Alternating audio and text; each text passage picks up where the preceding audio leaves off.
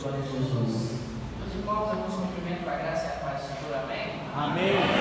Vamos convidar a minha sua Bíblia comigo. O Salmo 119. Nós vamos ler dos versículos 1 ao 176. Amém? Cadê? Isaías capítulo 40. Isaías capítulo de número 40, versículo de número 30.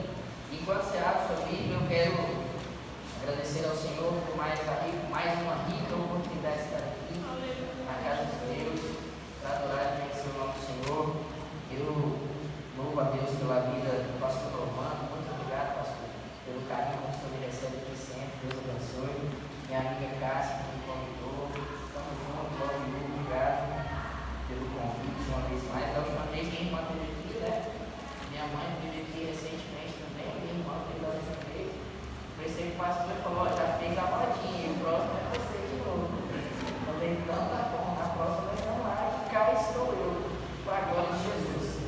Quero louvar a Deus pela vida do meu amigo Israel, um varão de guerra que Deus colocou do meu lado para estar comigo nessas pelejas aí. Deus abençoe, irmão. Obrigado. E que Deus te recompense por todo o apoio que você tem. Isaías capítulo 40, versículo 30, quem achou diz amém? Amém. Até os jovens irão desfalecer e estarão cansados, e os homens jovens cairão completamente. Mas aqueles que confiam no Senhor, ou os que esperam no Senhor, renovarão as suas forças. Eles voarão com asas como águias, correrão e não se cansarão, caminharão e não desfalecerão. Não a nós, Senhor, não a nós, mas ao teu nome da tua glória. Eu louvo ao Senhor pela tua palavra, esta palavra que é fiel, verdadeira, digna de toda confiança e aceitação. Ela é o nosso alimento, Senhor. E eu peço ao teu Espírito Santo, como o inspirador desta palavra, o autor desta palavra, que venha nesta noite nos trazer revelação dela, nos trazer entendimento, ó Pai, não apenas na nossa mente, mas trazendo a Deus um renovo no nosso homem interior, como diz o apóstolo Paulo, para que assim possamos aplicá-la e viver, Senhor, segundo o teu querer e a tua vontade, para que possamos andar no Espírito, como a tua palavra nos orienta, e viver o extraordinário do Senhor, para a glória de Jesus. Nós oramos, fala conosco, em nome de Jesus. Se você crê, concorda, diga amém. Amém. Louva a Deus, podeis tomar os seus assentos, em nome de Jesus. Obrigado, meus amores, por vocês terem vindo também. Acabou de chegar, nós comemos ali, glória a Deus, Israel, Luiz, Deus abençoe vocês grandiosamente.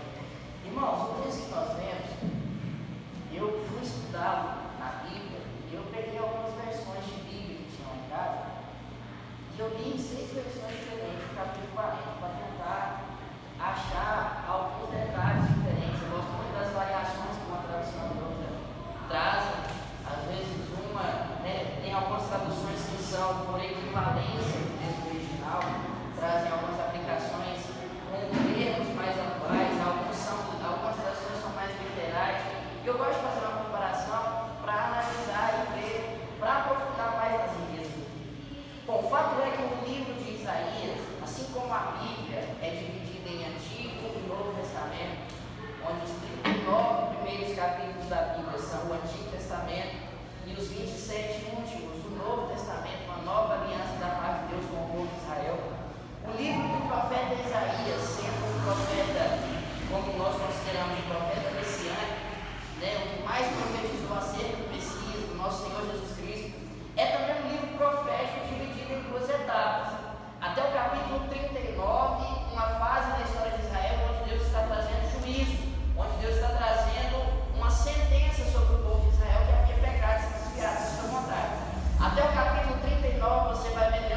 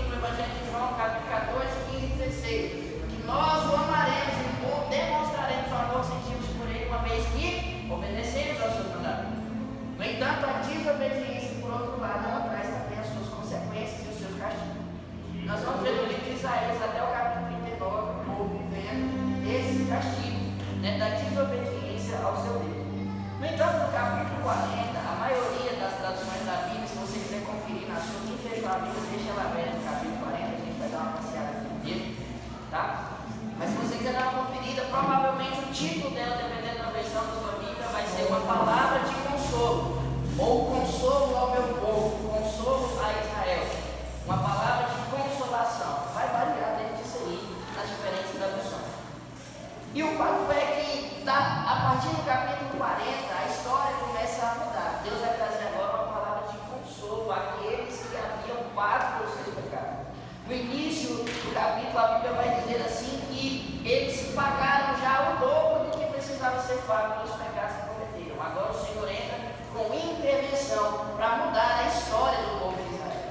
Agora Deus entra com consolação para renovar um povo que estava sendo oprimido por outras nações, que estava vivendo justiça e juízo da parte de Deus. Agora Deus vem com renovo e consolo. E o Senhor me manda nessa noite com a boca de Deus para te dizer que vem renovo da parte do Senhor na sua vida, neste lugar.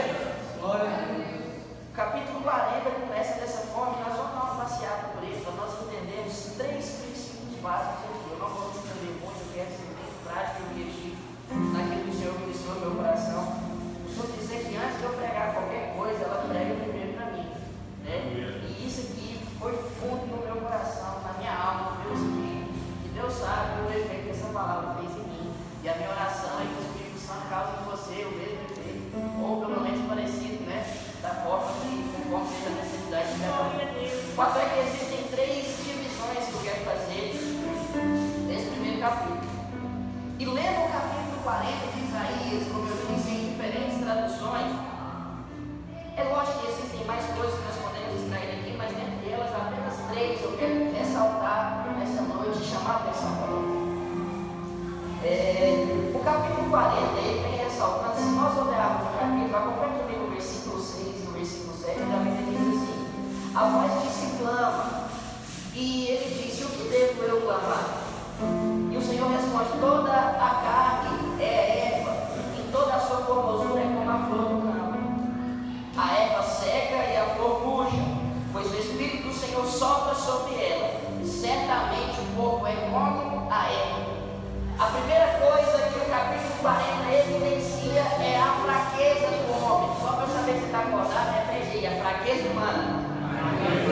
A primeira coisa destacada, evidenciada, reafirmada diversas vezes no capítulo 40 é a minha e a sua limitação.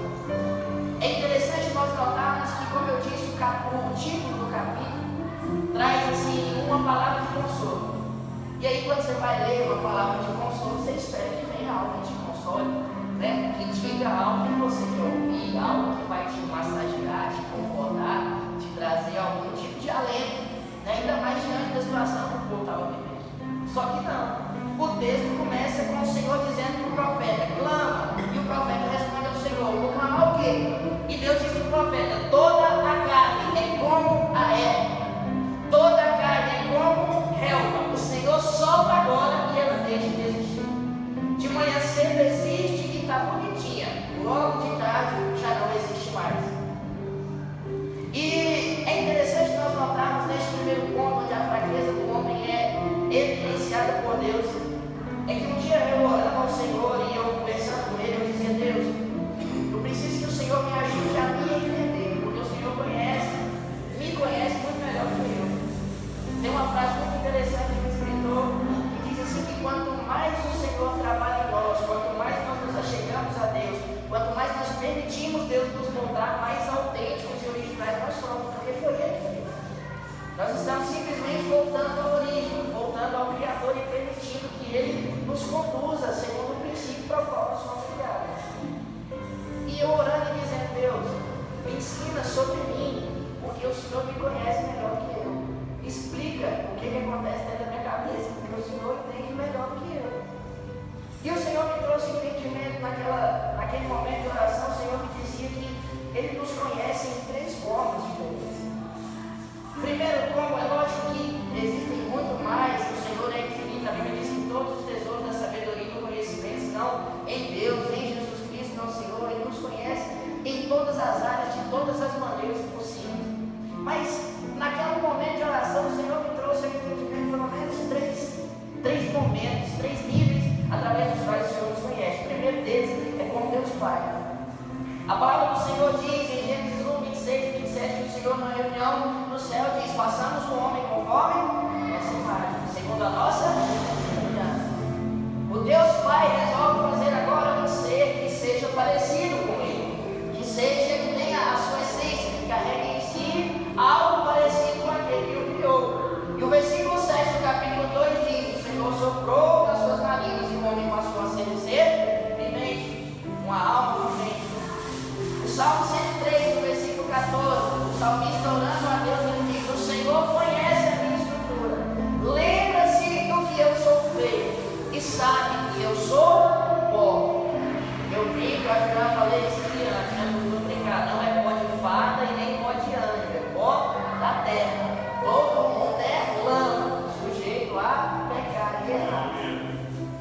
Inclusive é isso que o capítulo 40 mais evidencia.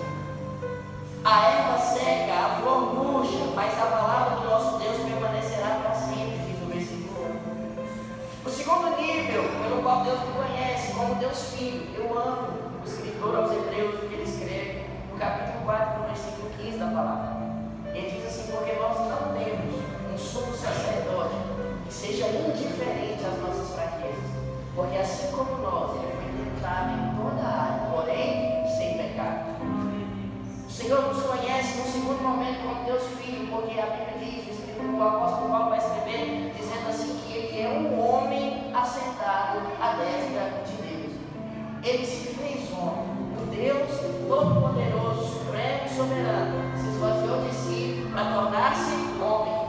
Filipenses no capítulo 2, Paulo reafirma isso uma vez mais, dizendo: tende em vós o mesmo sentimento que houve também em Cristo Jesus, pois ele, sendo Deus, não julgou como usurpação ser igual a Deus, mas a si mesmo se esvaziou, assumindo a forma de servo, tornando-se em semelhança a homem, reconhecido em figura humana, 100% homem.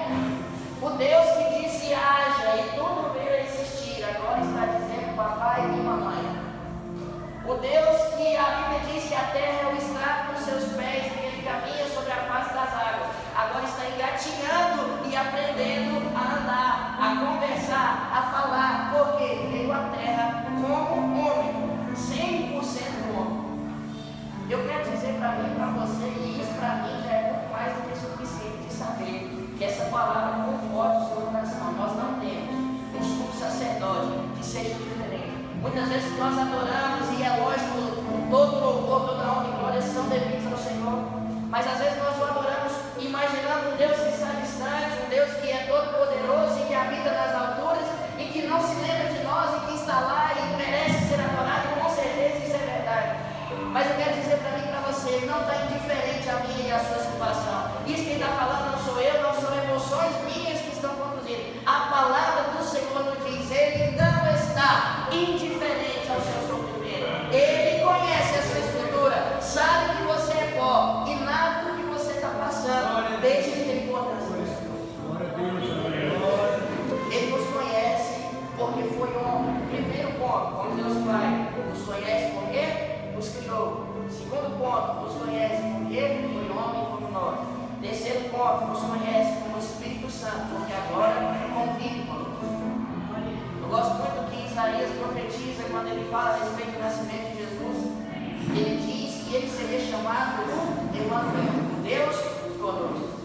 Só que em João 14, quando Jesus promete que o Espírito Santo viria, ele diz: ele não será mais o Deus convosco, ele agora será o Deus em vós. Ele não será mais o Deus que caminha por perto, ele agora é o Deus que habita do lado de dentro. Ele não é mais uma companhia para estar do seu lado, ele agora está do lado de dentro, habitando em você. Nós somos morada do Espírito Santo. Glória a Deus. Agora existe um Deus habitando dentro de nós.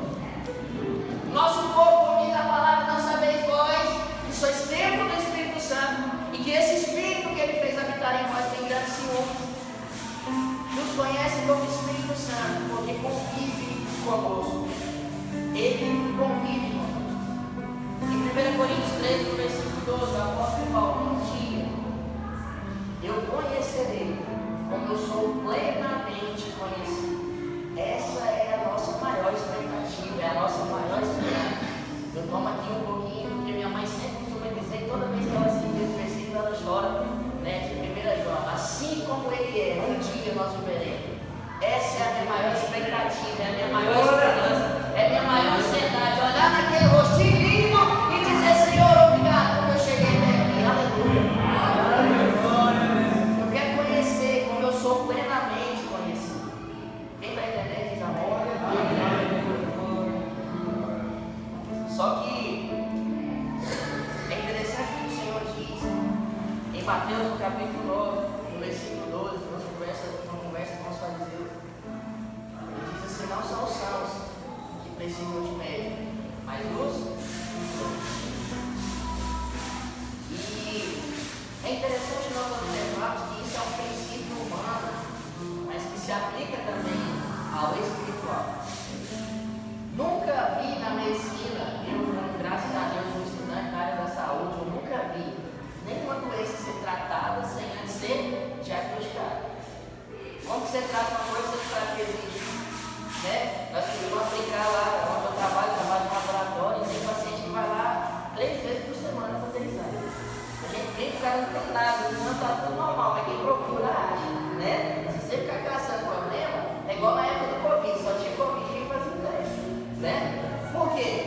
descobre o problema e o tratamento, depois que você faz um diagnóstico.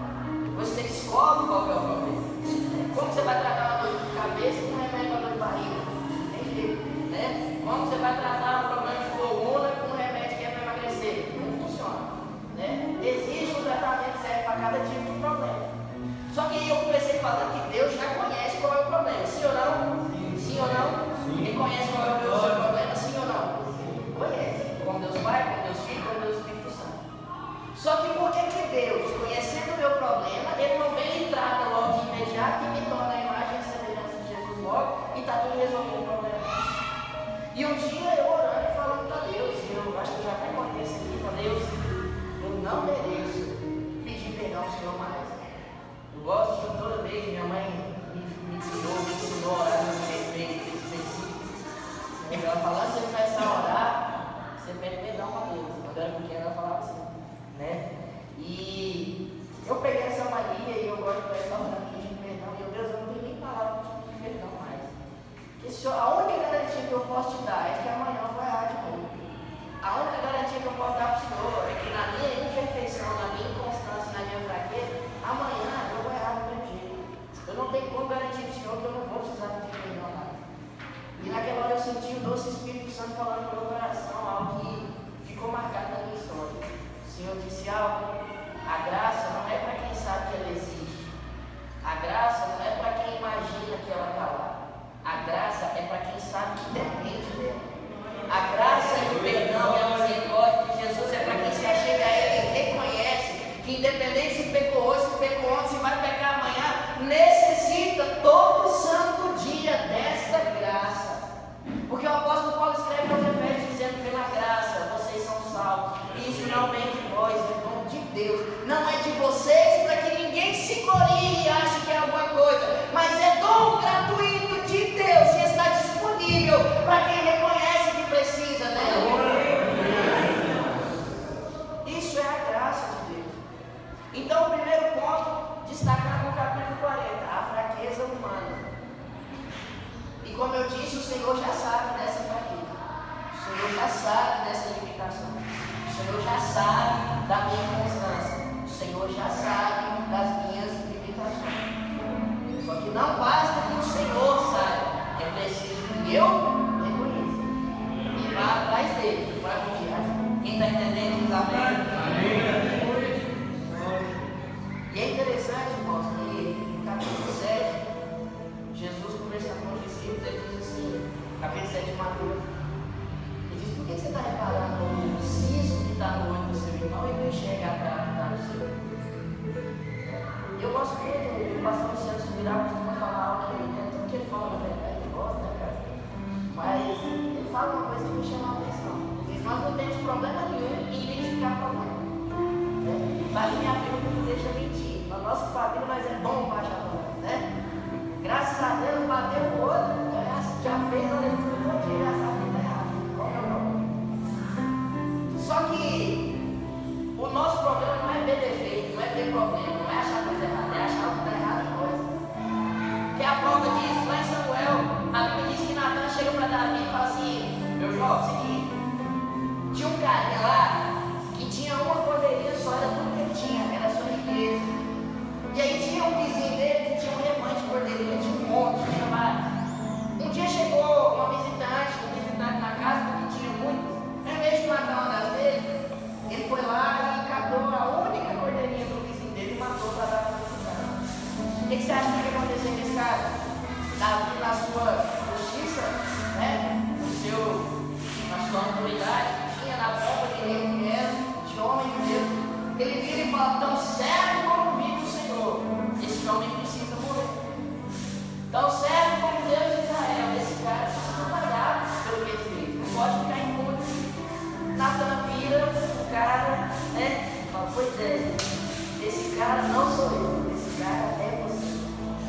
Imagina o susto na cara de Davi depois de já ter sentenciado o cara à morte, né? A gente estava brincando hoje lá na igreja, e eu fui primeiro na minha igreja, fui lá com mais cedo, e a gente estava tocando, e aí teve alguém que errou lá, e aí, não foi eu, foi fulano, falei, começou lá no Éden, essa briga, né?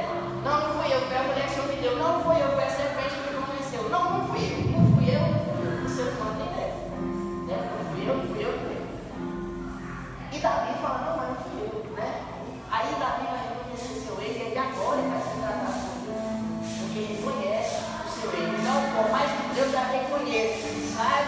do meu e do seu problema. Ele não trata sem ter uma permissão para isso. Apocalipse, no capítulo 3, a palavra de Deus diz: esse que estou à porta aí, esse que estou à porta aí, se alguém ouvir a minha voz e abrir a porta, eu entro. Se não ouvir, estou para de fora batendo. Porque não é igual o diabo que chega arrombando porta. O Senhor é um gênero. Amém? O segundo ponto, no capítulo 40 de Isaías, reforça. Se você tiver a curiosidade de ler depois, eu costumo falar que eu não gosto de pregar desvendando todos os mistérios, como diz nos pentecostais, desenrolando, mano. Né? Eu gosto de deixar umas dúvidas na cabeça de todo mundo para ir lá conferir. Como diz o pastor Lucinho, não acredita no que eu estou falando, não. Vai lá na Bíblia conferir para ver se é verdade. Né? Mas em contraste com a fraqueza do homem evidenciada no capítulo 40, em contraponto a toda essa limitação, a essa temporalidade do homem, a Bíblia diz que nesse capítulo o Senhor vai dizer que nós somos como gafanhotos, que nós deixamos de existir, que nós somos passageiros, que nós somos efêmeros, que nós somos isso e aquilo. Só que em contraponto ela vai ressaltar a grandeza de Deus. E eu quero te convidar a acompanhar comigo. Quem fechou a Bíblia, abre de novo, Isaías 40. Quem deixou aberto, mantenha aberto. Versículo 12 diz assim: quem tem medido as águas na concha das mãos, e repartido o céu em porções com a palma da mão, e incluído o pó da terra em uma medida, e pesado os montes e colinas em balança. Versículo 26: erguei os vossos olhos para o céu e observai. Quem tem criado as estrelas?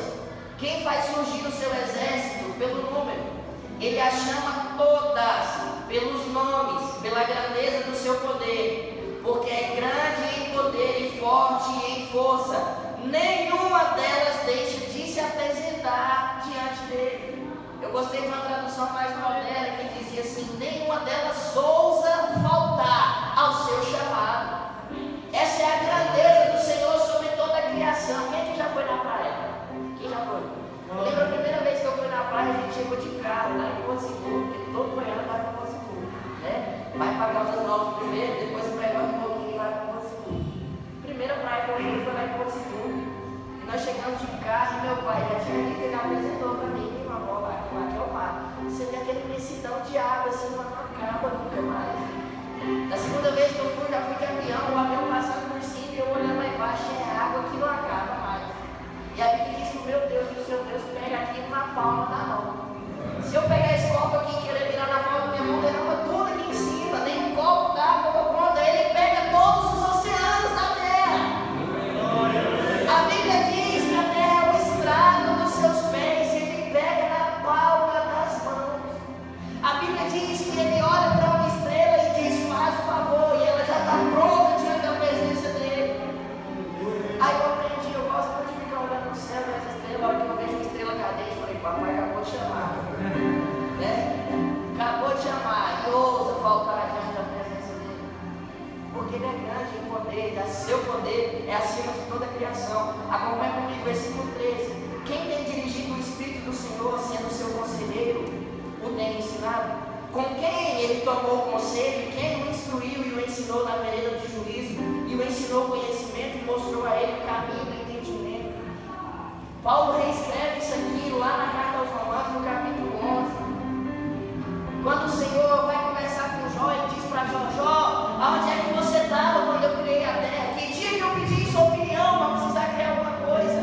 Que dia que eu pedi o seu conselho, Jó? Eu não preciso. Ele é Deus acima de todo o conhecimento. Como eu já disse, eu repito aqui, o apóstolo Paulo escreveu aos Efésios dizendo que nele estão escondidos todos os tesouros da sabedoria e do conhecimento. Ele é Deus acima de toda ciência, acima de toda compreensão. Eu gosto muito daquele livro do Daniel Samuel, que diz que a sala do universo inteiro é o escritório dele. A Bíblia diz que o conhecimento e a sabedoria são alunos dele. A Bíblia não é uma música do Daniel Samuel. Que a sabedoria e o conhecimento são alunos do Senhor. Ele diz que ele ensina a medicina nessa canção. Imagina o tamanho do nosso Deus. Ele é acima de todo entendimento e compreensão. Versículo 15, acompanhe comigo. Eis que as nações são como uma gota de um balde. Aqui está de novo evidenciando a fraqueza de homem. e são consideradas como o pó fino na balança. Eis que ele ergue as linhas como uma coisa muito pequena.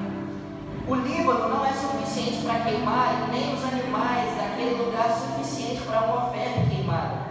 Todas as nações perante ele são como nada, e para ele elas são consideradas menos do que nada. A quem então vós ireis comparar o vosso Deus, ou qual semelhante a vós comparareis a ele?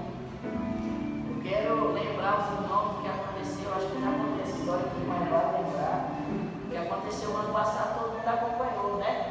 As manifestações por meses na porta do quartel, dos quartéis ao longo do Brasil, pedindo por uma justiça, uma intervenção. Alguns não sabiam nem por que estavam pedindo, né? Só estava lá para comer carne assada, porque tinha lá na porta do quartel, tinha carne assada, tinha água, e o povo lá gritando: intervenção militar, não é intervenção militar, intervenção federal, não é intervenção federal, Bolsonaro, não, Lula, não sei o quê.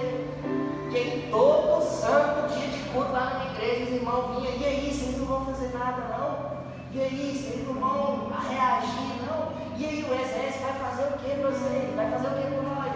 Um dia o pastor me deu a oportunidade lá no culto, eu falei: irmãos, pelo amor de Jesus, em nome de Jesus, pare de me perguntar, eu não sei. E se eu soubesse, eu não ia falar, porque eu não ia poder falar. Pare de me perguntar. Minha mãe, gente, eu costumo falar, minha mãe, vocês conheceram ela aqui, né? Minha mãe sempre teve pressão baixa.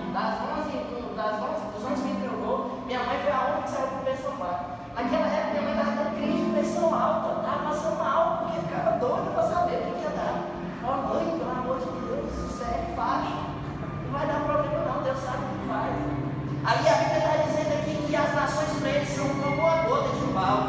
Todas as nações perante eles são como nada, e consideradas menos do que nada, e vai dar. Aí a gente fica aqui: nossa, mas a gasolina subiu, nossa, com o Covid, nossa, com o preço das coisas, nossa, mas em 5 meses de governo do Lula já gastou mais do que o Bolsonaro em 4 anos, nossa, mas não sei o que o Lula, não sei o que o Bolsonaro. Eu quero dizer para mim e para você: não importa se o presidente tem 10 dedos, se tem 9 dedos, se é careca, se é cabeludo, existe um Deus que tem o controle de todas as coisas. E nós cantamos na igreja todos felizes: o nosso general é Cristo, nós seguimos aos seus passos. Não interessa se o exército agiu, se deixou de agir, se foi covarde, se não foi, nosso Deus é maior que todas as coisas. Ele tem o governo do mundo na palma das mãos, e nada escapa do seu controle. Amém? Versículo 19, acompanha aí de novo. O trabalhador funde uma imagem esculpida, e o ourives a reveste com ouro e molda cadeias de prata. Aquele que é tão empobrecido que não tem ovação, escolhe uma árvore que não irá apodrecer. Ele busca para si um trabalhador com destreza para preparar uma imagem esculpida que não terá movimento. Não tendes vós conhecido, não tendes vós ouvido, não vos tem sido contado desde o início, não tendes vós compreendido desde a fundação da terra. Ele é o que se assenta sobre o círculo da terra, e os habitantes dela são como gafanhotos, que distende os céus como uma cortina e os estende como uma tenda para habitar nela. Aqui o profeta está nos mostrando a diferença do nosso Deus para outros ídolos. A palavra do Senhor diz assim: em toda a eternidade, nunca, jamais, nunca foi visto um Deus como o nosso Deus, que trabalha em favor daqueles que têm esperança. Eu sentei lá em casa. Lá em casa tem um quintalzão grande.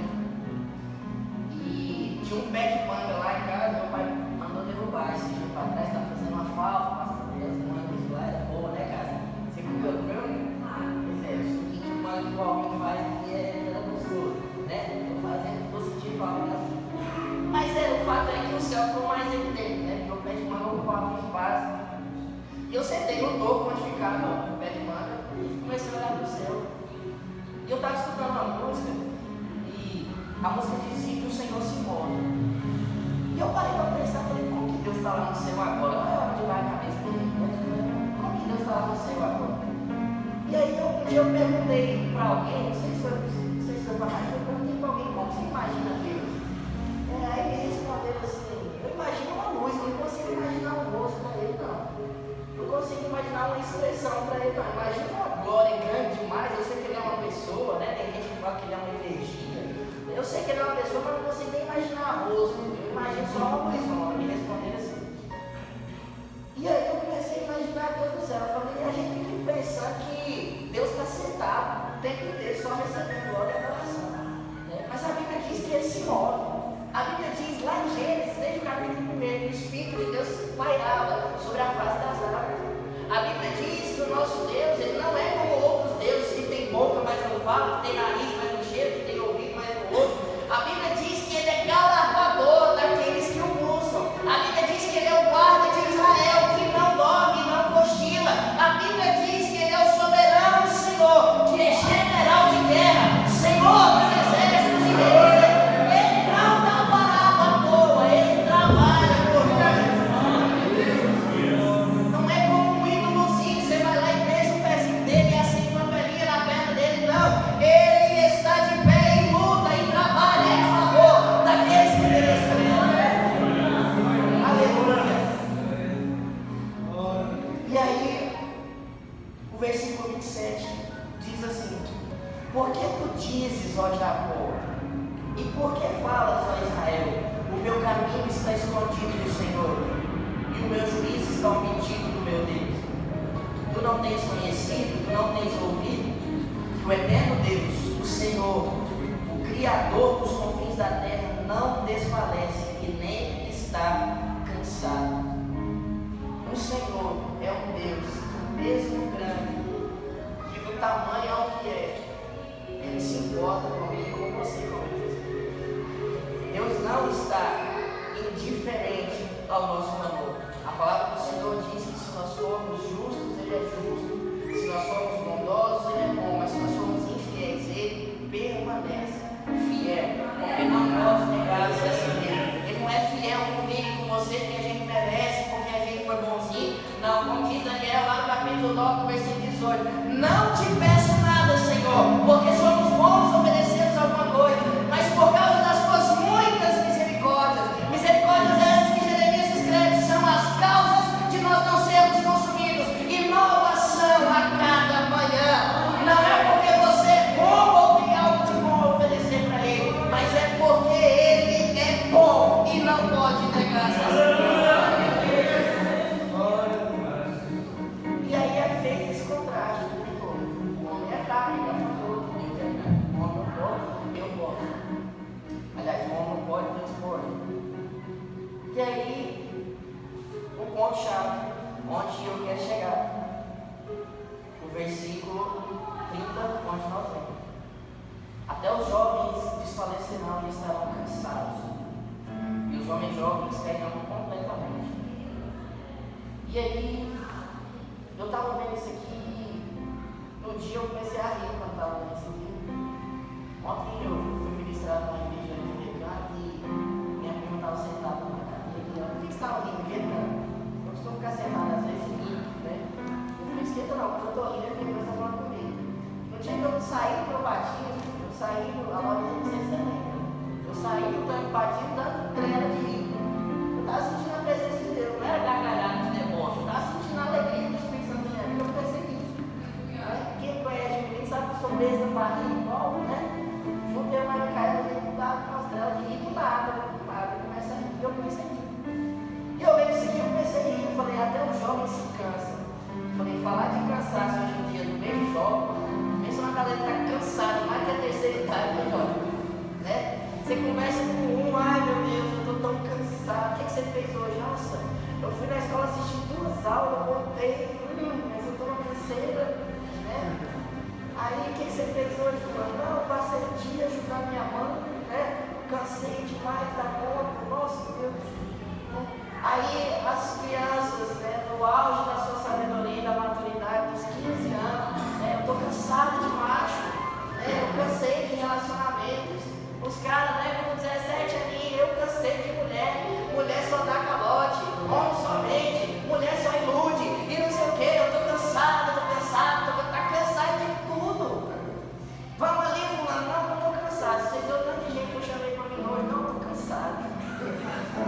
Vou para casa descansar, minha cavalo, eu estou cansado, tá todo mundo cansado.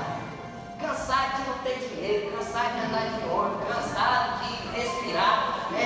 Como diz o pastor Cláudio, já acorda cansado, mas que sonhou que estava trabalhando.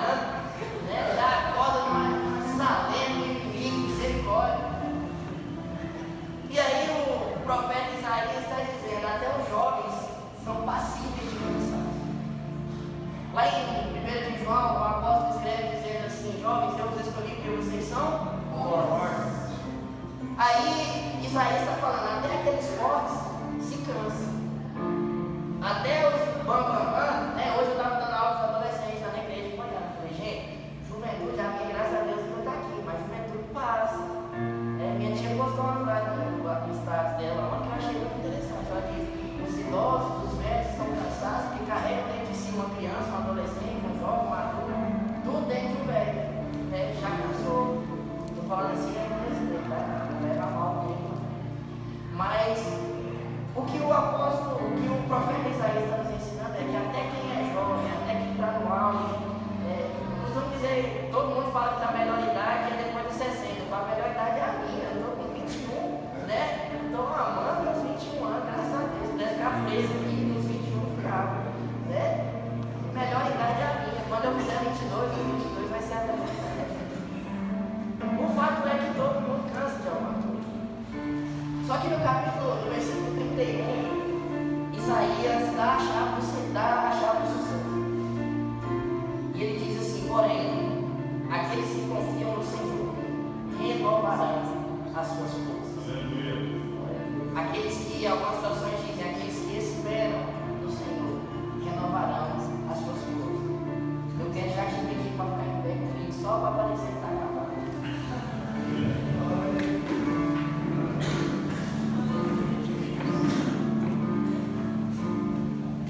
Depois de mesclar fraqueza de homem, poder de Deus, depois que eu li isso aqui, eu comecei a orar e falar: Deus, na minha impotência eu preciso do Deus Todo-Poderoso.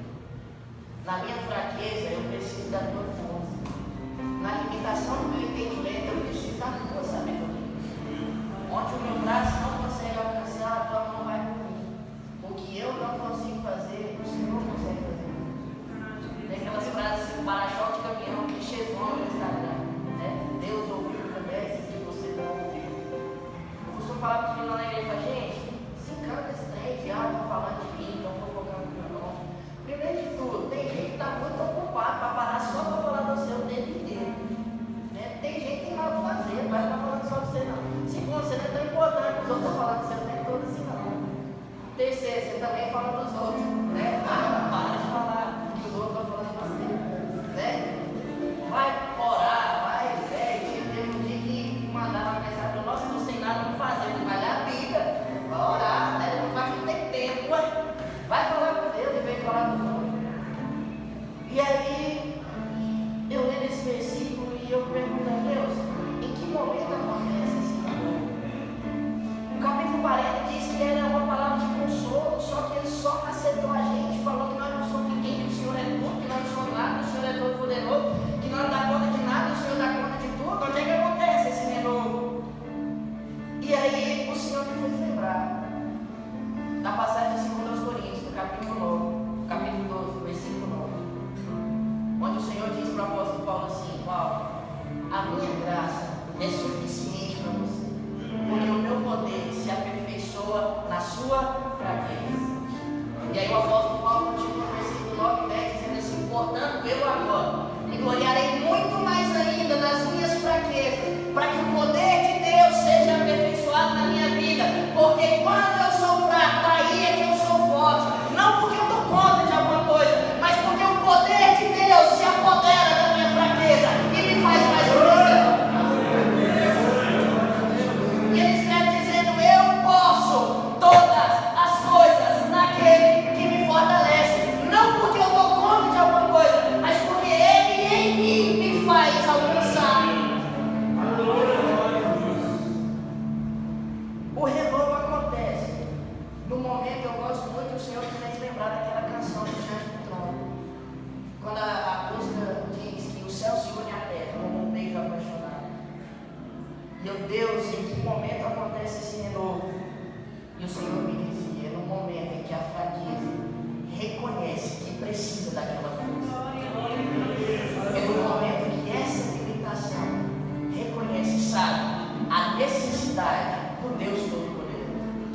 Em João 15, no versículo 5, Jesus fala para os seus discípulos assim: sem mim, nada podereis fazer. E quando ele disse nada, ele não estava dizendo algumas coisas ou qualquer coisinha, não. É nada do grego, nada do inglês, coisa nenhuma do hebraico, nadica de nada. É nada de nada. Sem ele, nós nada podemos fazer. É nada.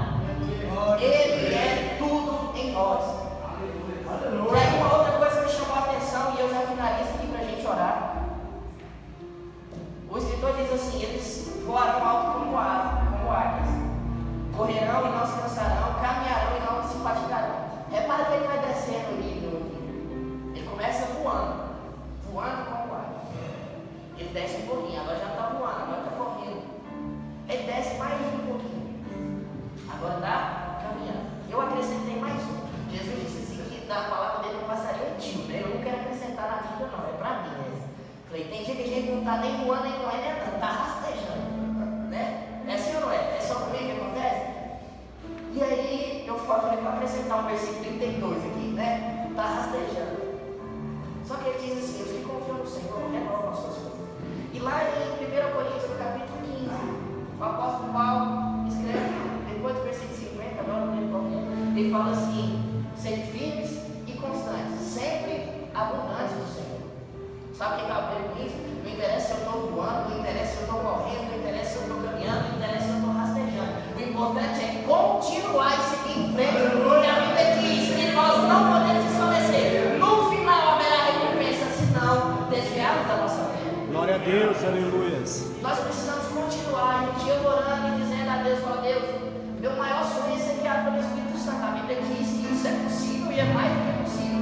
É o nosso dever de vida ser guiado pelo Espírito Santo. Só que como ser guiado por quem não fala nada? O Senhor não está falando nada comigo. Como é que eu vou ser guiado? Até brinquei com os meninos lá da igreja. Eu falei: como que eu vou colocar um GPS no carro e virar o celular de costas? Como que eu vou enxergar para dar? Apesar de que o Waze tem aquela vozinha agora, né? Mas eu gosto, mas tem que olhar a imagem, ver onde é que vira, onde é que vai. E eu falei para Deus: falei, como que eu vou ser guiado pelo Espírito Santo se o Senhor não está falando nada comigo? E eu ajoelhado na beira da cama orando, e o Senhor falou para mim: você sabe o que precisa fazer, continua fazendo. Não está ouvindo nada, continua orando. Não estou sentindo nada, continua buscando. Eu não estou arrepiando, Deus não está falando comigo. Continua buscando, porque Ele é fiel. Nós cantamos tudo bonitinho, irás prover de novo. Eu creio em Ti. Eu não vivo do que vejo, eu vivo do que creio. Só que se eu não ver nada, eu paro de crer. Se eu não ver nada, se eu não sentir nada, eu paro de acreditar. Mas nós não vivemos por vista e nem por emoção e nem por sentimento. Nós vivemos por fé e cremos que o Senhor é fiel. Eu sei, como João declarou, que o meu Redentor vive e que por mim se levantará sobre a terra em meu favor. A última coisa, e essa eu finalizo de verdade. Eu aprendi essa depois de ler esse texto, eu achei interessante. Ele diz assim: nós às vezes não entendemos algumas analogias que a Bíblia faz porque não faz parte do nosso contexto mais, né?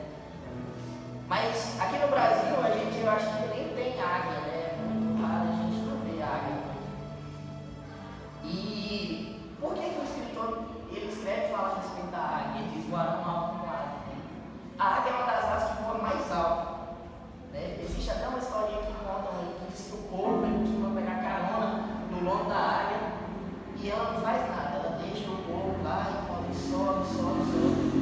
Fui pesquisar no Google, diz que é verdade, mas vai que é fake news, né?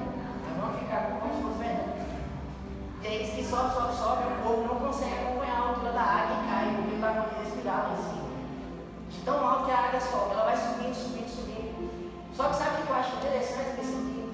E no estudo que eu estava vendo, essa parte que não é fake news, é verdade. A águia não sobe do jeito que sobe, ela não vai alto do jeito que vai, só batendo asa e fazendo força, não. Na verdade, ela não é conhecida e respeitada somente por voar tão alto, mas pela sabedoria que ela tem para saber voar alto daquele jeito. Ela não sobe alto do jeito que sobe, batendo asa, fazendo força e ofegante, não. Ela sobe porque ela sabe aproveitar as correntes de vento que levam ela para cima.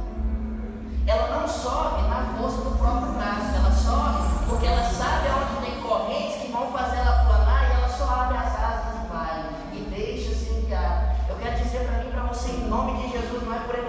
nem sentimentalismo, mas crendo que a palavra do Senhor diz, o sopro do Espírito Santo está aqui nesta noite, para te carregar e para você alçar voo, não pela força do seu braço ou das suas asas, mas o vento do Espírito Santo sopra sobre você nessa noite, para te levar à altura. Glória a Deus, E aleluia. quando a gente fala de altura, a gente tende a imaginar, eu vou ficar rico, vou casar, vou ter um carrão, vou trocar de carro, vou trocar de casa. Isso não é altura não, irmão. O apóstolo Paulo diz aos Efésios assim, eu me coloco de joelhos, para que vocês sejam fortalecidos no homem interior e sejam levados a entender e a conhecer a Deus. Isso é altura. Quanto mais eu conheço, mais alto eu vou. Quanto mais perto dele eu estou, mais longe, o lugar mais longe que o homem pode chegar aos pés de Deus. É o lugar mais alto que nós podemos alcançar. Eu quero dizer para mim e para você, reconheça nessa noite a minha, a sua fraqueza. Abre as asas e se entrega à força que é Criador e deixe Ele te levar nas asas do Espírito a ventos mais altos, a lugares mais altos, a um nível de entendimento ainda não compreendido por você, a um nível de experiências com Deus ainda não vivido e experimentado. Permita-se ser tratado pela força do Deus que sabe a sua fraqueza. Amém?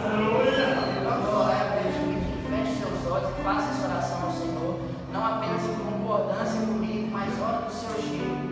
Deus conhece a sua fraqueza, conhece a sua necessidade, mas é preciso que você reconheça ela para que Ele trabalhe, velho. A minha não é a mesma da sua, a sua não é a mesma da minha. Nós costumamos dizer, eu não sei como você chegou aqui, mas você também não sabe como eu cheguei, como eu estou. Mas o Espírito Santo te sonda e te conhece nessa noite. E tem renovo da parte de Deus para a sua vida em nome de Deus. Nós cremos, Senhor, na tua palavra, Pai. Eu fiz menção aqui ao Jesus, daquilo que o Senhor colocou no meu coração. E eu sei que essa palavra é fiel, verdadeira e digna de confiança. Eu sei que a tua palavra diz que o Senhor não é homem para mentir, não é filho do homem para se arrepender. Eu sei, Jesus, que existe um renovo da parte de Deus para que seja experimentado por nós. E para que nós experimentemos esse renovo, nesta hora nós nos entregamos em rendição ao Senhor. Nós reconhecemos a nossa fraqueza e a nossa limitação. E como eu sempre tenho dito ao Senhor, na minha fraqueza, Senhor, seja a minha força. Na minha tolice, seja a minha sabedoria. Na minha ignorância, seja o meu conhecimento, Pai. Na minha impotência, seja o Deus Todo-Poderoso na minha vida. Porque a tua graça é suficiente. Eu me glorio porque eu sou fraco, eu sou fraquinho, mas